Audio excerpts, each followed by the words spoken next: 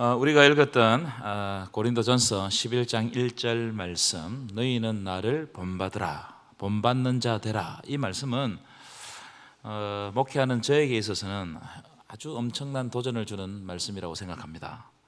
어떻게 나를 본받으라고 할까? 어떻게 그렇게 말할 수 있을까? 제가 우리 성도들 앞에 나를 본받으십시오, 이런 말씀을 제가 목회하는 이 동안에 할 수 있을까? 저는 자신이 없어요. 나를 본받으십시오. 글쎄요.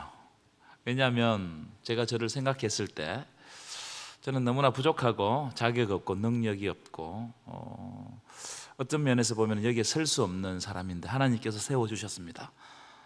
겨우 하고 있는데 나를 본받으라. 사도 바울은 어떻게 자기를 본받으라 이렇게 말할 수 있을까? 사도 바울은 다른 이제 말씀에 보면 이런 고백을 한 적이 있습니다. 디모데전서 1장에 보면 나는 죄인 중에 괴수다, 이런 고백을 했어요. 이 괴수라는 말은 가장 으뜸이라는 뜻입니다. 그러니까 무슨 말이냐면 나는 죄인 중에 가장 으뜸된 사람이다, 아주 흉악한 죄인이다, 이런 뜻이죠. 그런데 죄인 중에 가장 으뜸된 사람이 어떻게 나를 본받으라고 말할까? 다소 피상적으로 볼 때는 이것은 좀 모순을 일으키는 말이 아닌가 이렇게 생각합니다. 로마서 7장을 보시면 이 사도 바울이 또 이런 고백을 합니다. 오호라, 나는 공고한 사람이로다. 이 사망의 몸에서 누가 나를 건져내랴. 이 공고하다는 말은 비참하다는 뜻입니다. 비참하다. 오호라, 나는 비참한 사람이로다. 이 사망의 몸에서 나를 건져낼 자가 한 사람도 없다. 누가 나를 건져내겠느냐. 그 앞에 말씀을 보면 내가 원하는 바 선을 행하지 아니하고 원치 않는 바 악은 너무나 쉽게 행한다는 거예요. 그래서 내가 공고한 사람이다, 골치 아픈 사람이다, 이런 고백을 했어요. 누가 이 죄의 구렁텅이에서 나를 건져줄 자가 있느냐. 그런데 오늘 본문에 보면 나를 본받으라, 이런 말씀을 한단 말이죠. 제가 앞에 말씀드렸던 그 말씀에 이렇게 비추어 보면 모순이 발생하는 장면이 아닌가, 저는 그렇게 생각합니다. 요즘 교회에서 제 딸에게 이렇게 말씀하시는 분들이 많아요. 너는 어떻게 니네 아빠랑 그렇게 똑같이 닮았냐. 여러분 그렇게 동의하십니까? 주일학교 우리 현서가 지나가다가 저를 보더니 목사님은 아인이랑 똑같아요, 이렇게. 우리 권사님들 중에서도 우리 아인이를 붙들어 놓고 어떻게 그렇게 닮았냐. 재밌는 게 뭐냐면 제 딸은 아빠 닮은 것이 기분이 썩 좋은 것 같지는 않아요. 자꾸 엄마 닮았다고. 얼마 나는 키도 크고 엄마 닮았다.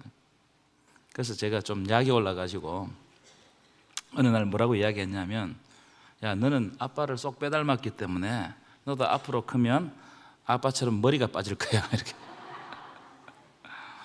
그랬더니 막 난리가 났습니다. 자기 머리 DNA는 엄마를 닮았대요. 그래가지고 자기는 머리가 안 빠진다는 거예요. 제가 무슨 말씀을 드리려고 이런 말씀을 드리냐면, 내 딸이라도 다른 사람이 나를 닮았다고 하면 한편으로는 참 기분이 좋아요. 근데 다른 한편에서는 좀 사실 좀 부끄럽기도 하고 또 걱정이 되기도 합니다. 왜냐하면 내가 불완전하고 부족한 부분이 분명하게 있기 때문에 그것을 닮을까 봐 좀 불안해요. 그런데 사도 바울은 이 고린도 교회 사람들에게 나를 본받는 자 되라, 이렇게 확신 있게 말한다는 거예요. 이 확신이 어디에서 나오느냐. 물론 이 말씀을 고린도전서 11장을 잘 살펴보시면 1절을 잘 살펴보시면 이렇게 되어 있어요. 내가 그리스도를 본받은 자 된 것 같이 너희도 나를 본받으라, 이렇게 말씀을 하고 있거든요. 무슨 말이냐면 결국 사도 바울이 자신을 닮고 본받으라는 이 이야기는 예수님을 닮으려고 하는 사도 바울의 그 태도와 모습과 자세를 본받으라, 이런 이야기입니다. 자, 그럼에도 불구하고 이 나를 본받으라, 이 말을 확신 있게 한다는 것은 사실은 쉽지 않은 일이라고 생각해요. 여러분, 이 본받는다는 것은 제가 생각할 때는 영향력의 문제라고 생각합니다.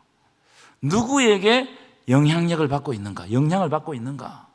그런 의미에서 나를 본받으라, 이 말은 나의 영향력 아래 머물러라, 이런 뜻인 것 같아요. 예수님을 본받으라, 이 말이 무슨 말입니까?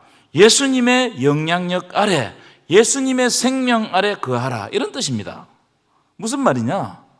누구의 영향력 아래에 있는가? 이건 굉장히 중요한 문제예요. 내가 누구의 영향력 아래에 있는가? 특별히 영적으로 내가 누구의 영향력 아래에 있는가? 이건 너무나 중요한 문제입니다.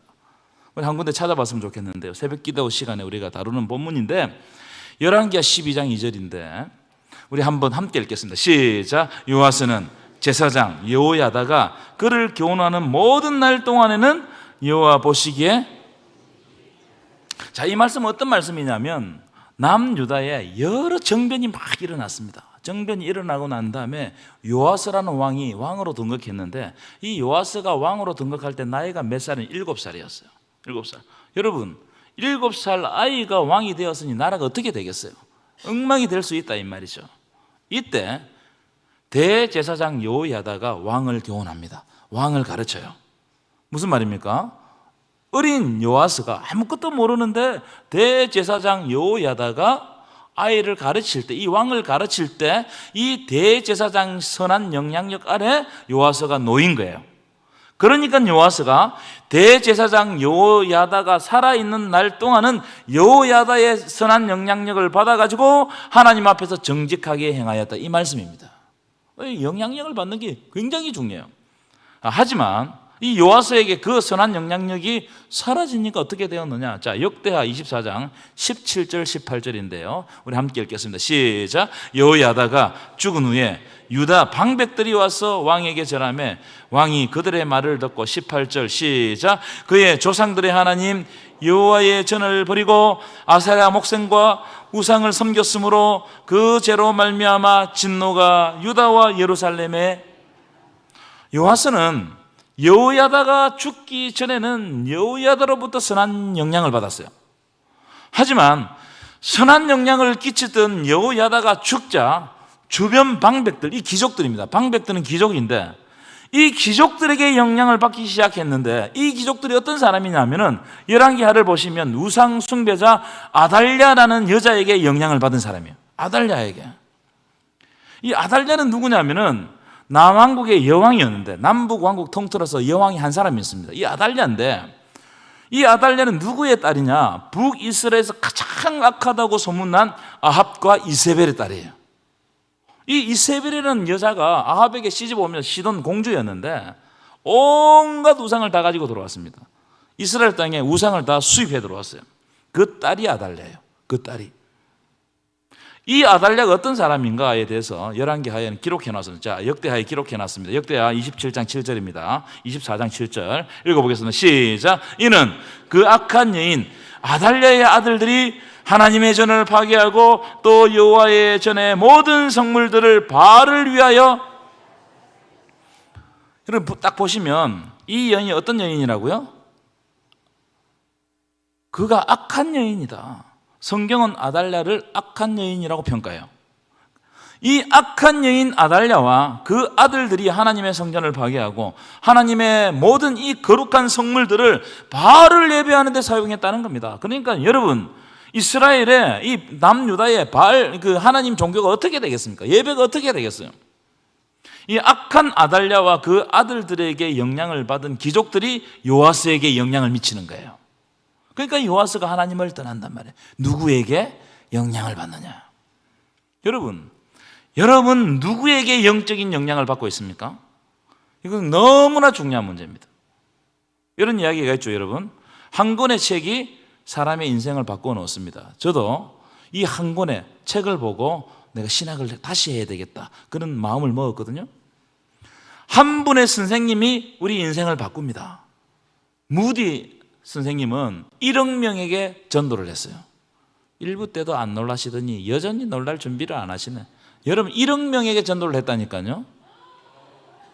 늦었어요. 1억 명에게 전도했는데 그 무디 선생님을 전도한 주일학교 선생님이었어요. 그러니까 한 분의 영향력이 얼마나 크냔 말이에요. 누구에게 영향을 받고 있는가? 자, 사진을 한 장 보실까요? 저는 저 사진을 참 좋아합니다. 너무 좋아해요. 왜냐하면 저 사진을 보면 저희 어머님이 생각나요. 꼭 우리 어머님 사진 같아요. 제가 이 사진을 몇 번 보여드렸는데요, 옛날 70년대 80년대 우리 신앙의 어머니들은 아기를 업고 걸리고 안고 교회 가가지고 간절하게 기도했습니다. 그때는 기도할 거리가 얼마나 많았는지 몰라요. 기도하지 않으면 죽는 거예요. 저 사진을 유심히 보십시오. 어머니가 간절히 기도하죠. 그런데 그 모습을 누가 보고 있죠? 딸이 보고 있는 거예요. 지켜보고 있는 거예요. 그래서 저 아이가 장성해서, 여러분 상상해 보십시오. 장성해서 힘들고 어려울 때 아마 저 장면을 딱 떠올릴 거예요. 우리 어머니가 기도하셨다. 우리 어머니가 나를 안고 기도했다. 그래서 평생 어머니의 기도의 영향력 아래 놓이는 겁니다. 기도를 떠날 수가 없는 겁니다. 그래서 저도요, 도망가고 싶어도 저 모습, 어머니가 기도하는 모습이 떠올라서 어디를 가지를 못하고 결국 어머님처럼 하나님 앞에 무릎을 꿇는 거예요. 이게 영향력입니다. 어떤 영향력 아래 내가 놓여 있는가. 그래서 제가 어떤 일이 있거나 무슨 일이, 작은 일이 있어도 어머니께 기도를 요청합니다. 왜냐하면 내 힘만으로 이 세상이 안 돼요. 목회가 내 힘만으로 안 돼요. 그래서 기도 요청하는 겁니다. 특별히 내 마음이 공고할 때, 여러분 있어요 없어요? 있습니다. 그때 기도를 요청하는 거예요. 함께 기도하는 겁니다. 그 다음 그림 보여주실까요? 여러분 이 그림은 다니엘 그림입니다. 다니엘이 사자굴에 들어간 그림이에요. 여러분 제가 물어보겠습니다. 여러분 저 그림 속에서 다니엘이 사자의 영향을 받는 것 같아요? 아니면 사자가 다니엘의 영향을 받는 것 같아요? 그렇죠. 사자는 다니엘을 그냥 잡아먹을 수 있는데 하나님이 지켜주심으로 말미암아 사자들이 다니엘의 영향을 받는 거예요. 이 영향을 받는 것이 얼마나 중요한지 몰라요. 여러분 영향을 받으면 닮고 싶어요. 영향을 받으면. 존경하는 목사님이 있으면 그 밑에서 목회하잖아요. 그럼 설교하는 것도 똑같이 닮습니다. 영향을 받는 거예요. 여러분 제가 이 대목에서 질문하겠습니다. 여러분은 누구에게 영적으로 영향을 받고 있습니까? 그리고 아직도 그 영향 아래 머물고 있습니까? 또 하나 더 질문하겠습니다. 사도 바울이 나를 본받는 자 되라고 고린도 교회에게 권면했던 말씀, 그 말씀을 기억하시면서 여러분들도 누군가에게 선한 영향을 미치고 있습니까? 여러분들 선한 영향을 주고 있냐 이 말이에요. 나를 본받으라 이 말은 본받을 만한 희생적인 헌신이 있었다는 것을 전제하는 겁니다. 나를 본받으라. 여러분 본받을 만한 아무 일도 하지 않고 나를 본받으라 이러면 누가 본받겠어요? 뒤에서 비웃고 욕합니다. 나를 본받으라 이 확신 있게 말할 수 있는 것은 하나님 앞에서 그만큼 자기가 바로 살려고 노력했다는 증거예요. 나를 본받으라 쉽지 않습니다, 여러분. 제가 가장 존경하는 목사님은 저희를 주례하신 안영모 목사님입니다. 경주 성화교회 목사님이셨는데 별세를 하셨습니다. 제가 이 목사님을 참 존경하는데 이 목사님은 큰 교회 목회를 하셨던 분도 아닙니다. 아주 작은 교회만 다니셨어요. 이 목사님은 훌륭한 저서를, 책을 남기신 분도 아니에요. 그때 신학교 하면은 인간하지 않는 신학교 출신입니다. 교회사에서 이 목사님이 큰 족적을 남기지도 않았습니다. 부흥 강사도 아닙니다. 그 설교가 그렇게 탁월하지도 않았어요. 제가 이분을 존경하는 이유는 단 한 가지입니다. 그분이 저에게 겸손의 모습을 보여주셨기 때문에 저는 존경합니다. 나에게 없는 겸손이 있으세요. 겸손. 그분을 보면 진짜 목회자 같았어요. 목사님은 진짜 목사다. 여러분 요즘에 그런 목사가 없잖아요. 저도 그런 목사가 되기를 원하지만 저분은 진짜 목사다. 이분은 앞뒤가 다르지 않았습니다. 저는 그분의 겸손을 배우려고 참 노력을 했습니다. 그런데 잘 안 돼요. 이게 겸손을 배운다는 게 잘 안 됩니다, 여러분. 제 성격상 이 안 되는 부분 같아요. 더 훈련되고 더 깎아줘야 된다고 생각합니다. 저는 그분을 생각하면 예수님이 떠올라요. 예수님이. 여러분 어릴 때 우리의 그 머릿속의 이미지, 예수님에 대한 이미지는 예수님 잘생긴 예수님 벽화에 있잖아요, 그죠? 그런 걸 생각합니다. 근데 그런 이미지는 다 르네상스 시대 때 그렸던 이미지들입니다. 잘생긴 예수님을 그린 거예요. 그래서 구체적인 이미지가 없어요. 그러니까 누군가를 보면서 예수님이 누구신지를 내가 알 수 있는데, 저는 그 목사님을 만나고 목사님을 보면서 예수님의 성품이 저렇지 않겠나, 그런 상상을 제가 했어요. 어떤 대상을 보고 예수님을 상상하는 겁니다. 이게 영향력이거든요. 저 목사님이 저에게 성경책을 주셨습니다. 이 성경책입니다. 제가 지금 20년이 넘게 이걸 사용하고 있는데요, 제가 한번 가죽을 갈았습니다. 그래서 아직도 이 성경책을 버리기 싫습니다. 왜냐하면 내가 그분의 영향력 아래에 있다는 것을 반증하는 증거예요. 저는 그 대목이 참 신기하다고 생각합니다. 제가 목사로서 나를 생각할 때, 내가 목사로서 어떤 사람이 되겠나 이 생각할 때 자동적으로 그 목사님이 떠올라요. 안 목사님처럼 돼야 되는데, 내가 아직 부족한 면이 많다. 아직도 제가 그 영향력 아래에 있다, 이 말이에요. 사도 바울이 나를 본받으라, 이 말씀이 아마 이런 말씀을 가진 말씀이 아닐까, 이런 의미를 가진 말씀이 아닐까, 이런 생각합니다. 자, 우리가 읽었던 사도행전을 볼까요? 사도 바울이 어떤 분인지를 우리가 대본 알 수 있는 장면인데, 오늘 본문의 정황은 이런 겁니다. 사도 바울은 예루살렘으로 가고 있었습니다. 예루살렘으로 가면 사도 바울에게 무슨 일이 벌어질지 모릅니다. 많은 예언가들이 성령으로 예언을 했는데, 사도 바울이 이제 예루살렘으로 가면 예루살렘에서 사로잡혀 결박당하고 붙잡혀 간다고 경고를 했습니다. 이 말은 자칫 잘못하면 사도 바울이 죽을 수 있다, 이 말이에요. 근데 사도 바울이 개의치 않는 거예요. 오히려 죽음을 각오하고 예루살렘으로 향하는 겁니다. 자, 그런 마음으로, 이 죽음 순교적인 마음을 가지고 예루살렘으로 향하면서 잠시 밀레도 항구에 정박하게 되는데, 이 밀레도 항구에서 3년 동안 사역했던 에베소 교회 장로들을 밀레도로 불러가지고 건면을 해요. 이거 우리가 읽었던 사도행전 본문입니다. 그러니까 이 에베소 교회를 너무나 사랑하니까 장로님들을 불러가고 건면합니다. 두 가지 건면이 나오는데, 첫째, 이 건면 속에 하나님이 주신 생명을 향한 바울의 사랑을 엿볼 수가 있어요. 생명을 향한 바울의 사랑, 이것 때문에 나를 본받으라는 거예요. 이 생명을 향한 나의 태도, 나의 자세, 이것을 본받으라.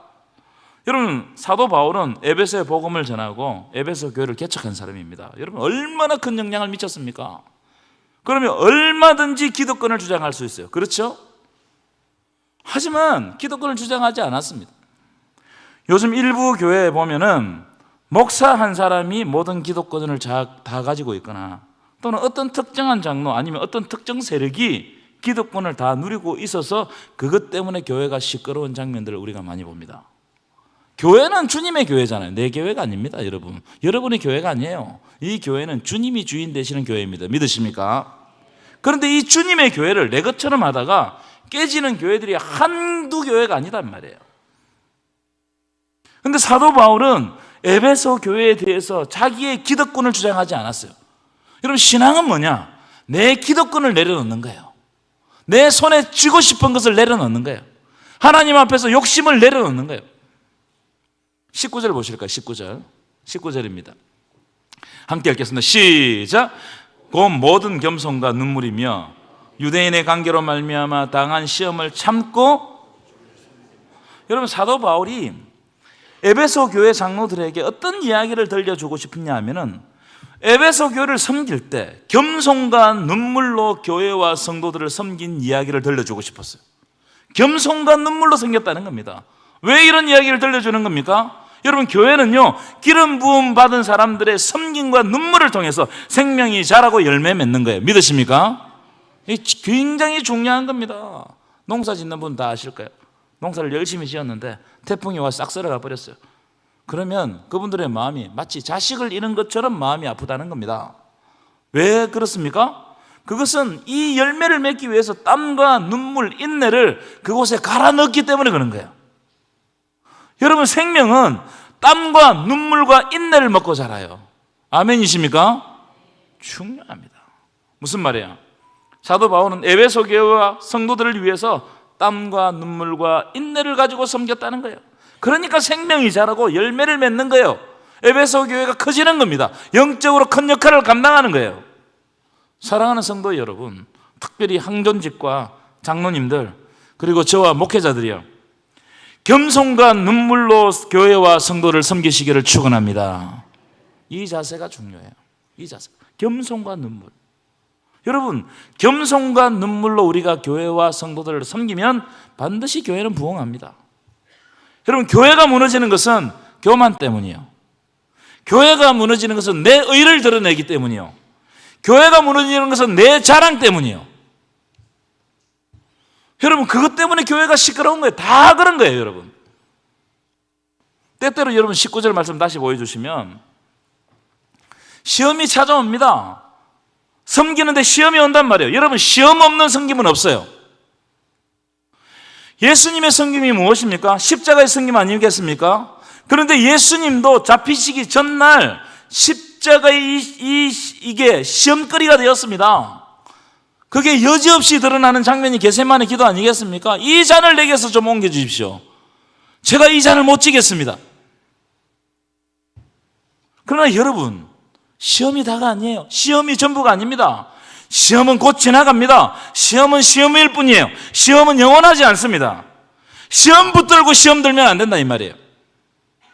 무슨 말이냐? 금방 지나가기 때문에 견뎌야 돼. 인내해야 돼요.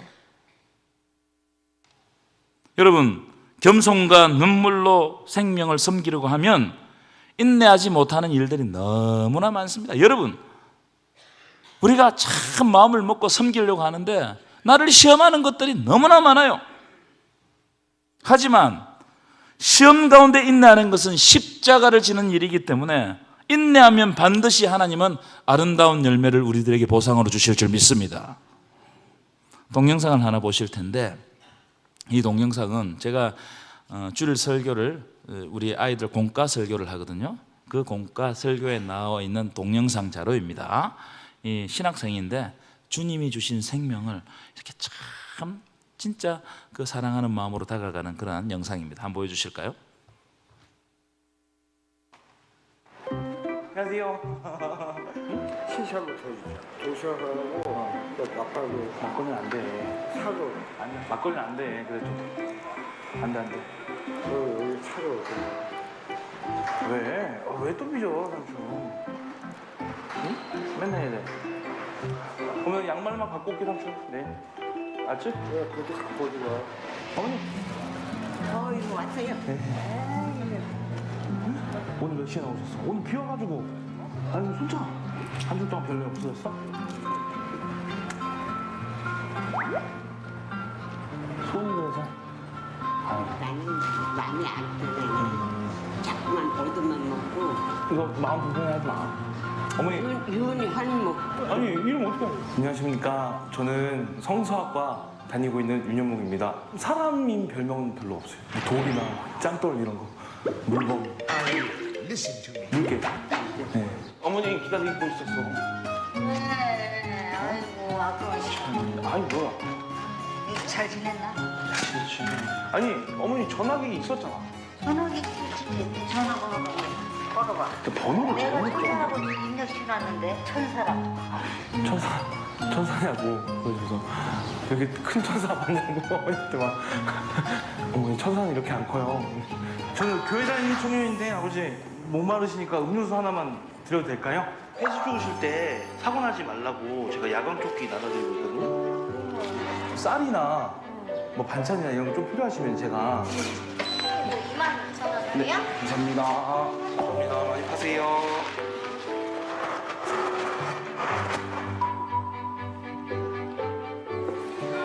어서오세요. 단품 하나 포장이요? 알바비가 한 달에 한 40만 원 정도 받고요. 저 휴대폰비, 교통비랑 식비 한 20만 원 정도 빠져요. 이제 나머지 돈으로 어머니들이 야광조끼나 장갑, 음료수, 쌀, 이제 어머니들하고 교제할 때 밥값 이렇게 하면은 모자랄 것 같은데 신기하게 모자르진 않아요.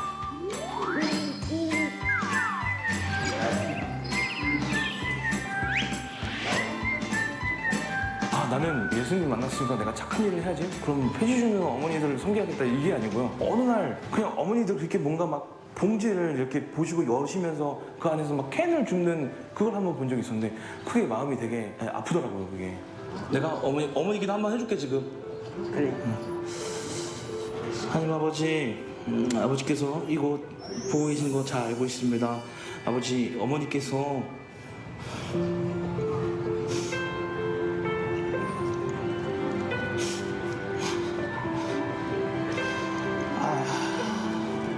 울지 내물어. 울지 마. 우리가 아들이야. 우선 못 갖고 한국 가서 갖고 아이고.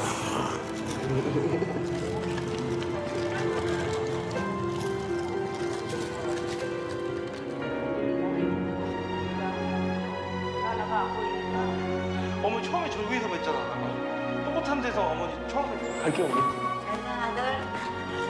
복음은 언젠간 들어가요. 근데 조금씩 두들기다 보면 어머니 마음이 조금씩 열리는 게 보여요. 그 틈으로 저는 분명히 복음이 들어간다라고 믿고 있어요. 그 신세를 잘못 짊어지고 아, 신세 아니라니까. 네. 좀 이상한 사람 막 괴롭히고 그러면 나한테 다 일러. 알겠죠? 대단한 건 아니죠. 내가 그냥 아이스크림 사면은 1+1 많잖아요.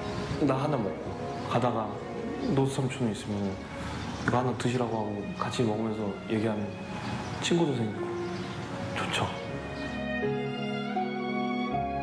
삼촌, 삐지고 좀 풀렸지? 에이, 풀어. 응? 풀렸어. 웃었지? 풀렸지? 알았어. 하이파이브. 또 올게요.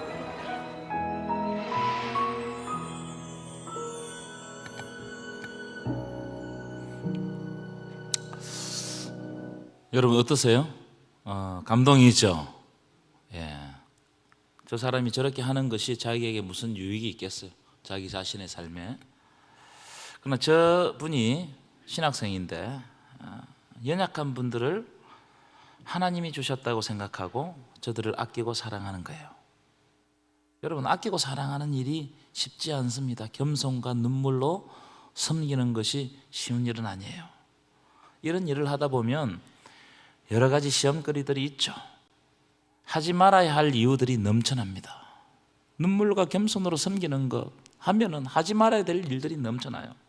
그러나 시험을 이기고 끝까지 사랑하면 하나님이 꼽히게 하십니다.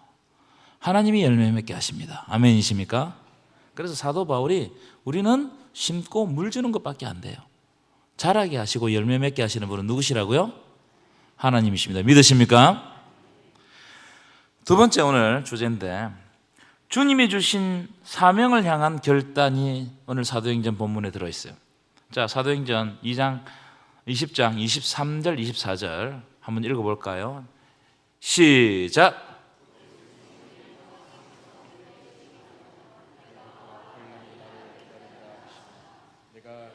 달려갈 길과 주 예수께 받은 사명 곧 하나님의 은혜의 복음 증언하는 일을 마치려 하면은 나의 생명조차 조금도 귀한 것으로 여기지 아니하노라. 아멘이십니까? 이 말씀을 보면 사도 바울의 삶의 방향이 어디인지가 분명합니다. 여지없이 드러나 있어요. 나의 달려갈 길이 뭐라는 거예요? 하나님의 은혜의 복음 증언하는 것이 내 달려갈 길이단 말이에요. 이 이야기를 하고 있어요. 그래서 그것을 마치려 하면은 내 생명을 조금 더 귀한 것으로 여기지 않는다. 여러분의 고백이 이 고백이 되시기를 축원합니다. 왜 이런 말씀을 하느냐? 앞에서 잠깐 언급했지만 여러 예언자들을 통해 가지고 사도 바울이 이제 예루살렘으로 가면 결박된다는 예언을 받았어요. 결박된다는 말은 체포되어 죽을 수 있다 이 말이지. 하지만 바울이 예루살렘에서 자기에게 역사하신 하나님의 역사를 전가하지 않을 수 없는 겁니다. 왜냐하면 이 일 때문에 자기가 부르심을 받았다는 거예요. 이 일 때문에 내가 살아가는 목적이, 내 삶의 목적이 이 일이라는 거예요. 여러분, 우리가 신앙생활 하다 보면 매너리즘에 빠질 수 있어요. 그냥 습관적으로, 간섭적으로 신앙생활 할 때가 많습니다. 그때가 언제냐? 하나님이 나를 불러주신 그 부르심을 잊고 그 감격을 잊고 그냥 습관대로 하던 대로 신앙생활 할 때 그때 매너리즘에 빠지고, 매너리즘에 빠졌다는 건 율법주의가 발동되는 거예요. 그걸 어떻게 아느냐 하면은 다른 사람의 잘못이 자꾸 눈에 띄고 그게 거슬리면 내가 매너리즘에 빠졌다는, 율법주의에 빠졌다 이 말이에요. 습관적으로 하다 보니 감격이 없는 거예요. 그거보다 더 중요한 게 있어요. 하나님의 부르심이 있다 이 말이에요. 근데 그걸 다 없애버리고 나니까 자꾸 율법주의에 빠집니다. 여러분, 하나님의 부르심이 날마다 새롭게 다가오면 우리는 거기에 집중하고 거기에 은혜를 받고 어떻게 하면 하나님과 오늘도 동행할까 이 생각을 하면서 하나님이 주신 사명을 어떻게 감당할 것인가를 내가 안고 기도하는 거예요. 그런데 자꾸 잘못된 것을 지적합니다. 왜요? 내가 하나님이 주신 감격을 잊어버렸어요. 그거보다 더 중요한 게 있다니까요. 하나님을 만나야 된다니까요. 하나님의 은혜를 내가 더 소중하게 여겨야 된다니까요. 여러분, 그런 의미에서 우리의 사명을 다시 한번 점검해 볼 필요가 있습니다. 거기에서부터 나에게 주셨던 그 사명, 거기에서부터 다시 출발해야 돼요. 나를 부르시고 나에게 은혜 주셨던 하나님의 음성은 오늘날 나에게 어떤 의미를 가지고 있는가, 이걸 다시 새롭게 점검해야 되는 겁니다. 계시록에 보면 주님이 에베소 교회를 책망하거든요. 이런 이야기를 하세요. 네가 수고하고 인내하고 참고 견디고 이단을 몰아낸 거, 이건 너무나 잘한 일이라는 거예요. 일을 잘했다는 거예요.